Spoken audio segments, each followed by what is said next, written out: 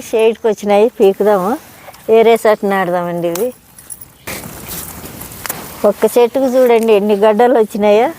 ఇవన్నీ వేరే చెట్టు నాడదాం. మళ్ళీ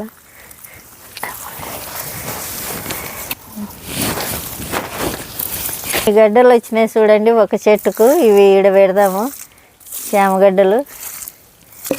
ఇవి వస్తే మళ్ళీ శన అవుతాయి. ఇంకా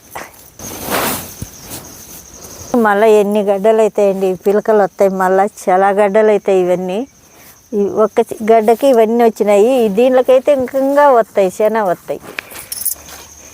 ఇవన్నీ చామ కూర. ఇది పప్పులో పెడతారు, చట్నీ నూరుకుంటారు.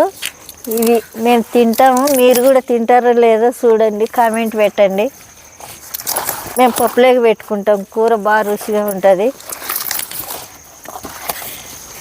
ఇట్లా ఆకు ఇట్లా గెనుకులు దించుకునేది. ఇట్లా దించుకొని పప్పులోకి కానీ చట్నీ కానీ చేస్తామండి.